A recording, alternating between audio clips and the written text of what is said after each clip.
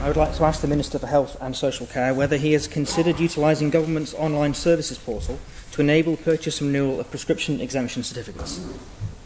On the Minister for Health and Social Care, Honourable Member Douglas North, Mr Ashford.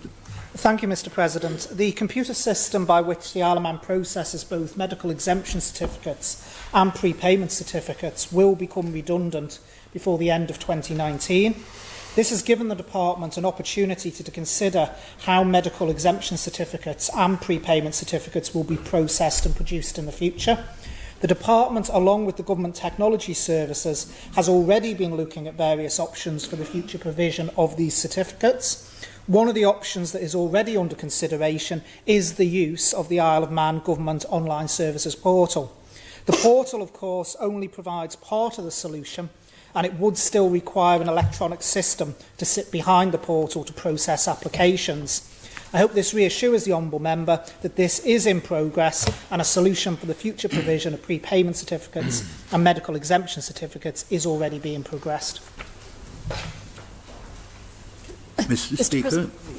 Thank you. Just to ask the Minister whether one of the criteria in commissioning the system, whatever it might be, is that at least there will be a possibility for an email reminder system so that people can log their email and get a reminder, because I can certainly vouch as someone who's found that they've turned up at the pharmacy and realised that at that moment that their prescription prepayment certificate has run out, so that would help if that's possible.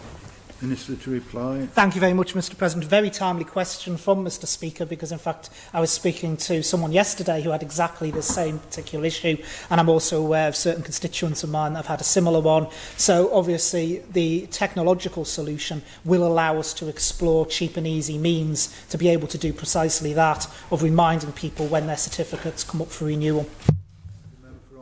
Thank you, Mr President. I just wonder if the Minister has thought about the digitally excluded people and whether he would consider discussing this with the Post Office and its network to be able to utilise that for the people that cannot use online services. Minister. Thank you very much, Mr President. As digitally minded as I am, it is important that we don't just assume that everyone can do things in a certain particular way.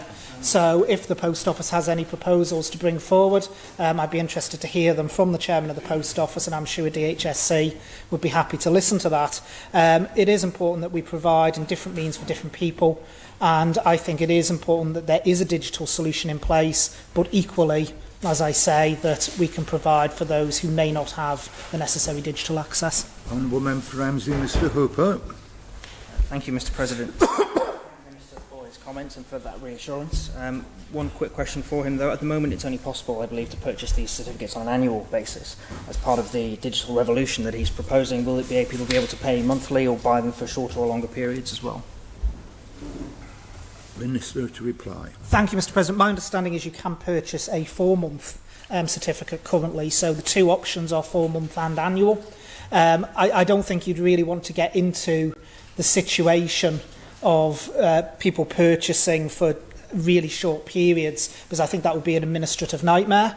I mean, in terms of the cost of the certificates, my understanding is a 4-month certificate costs £19 and a 12-month one is £54.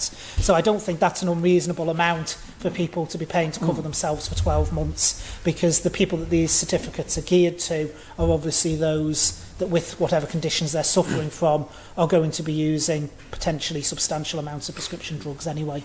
Mr Speaker. One more again from personal experience. Will the Minister look at ways of actually taking other forms of payment for this? Because at the moment the only way of paying for it is cheque, and they won't seem to be able to take card over the phone, which is a 20th century way of dealing with this problem.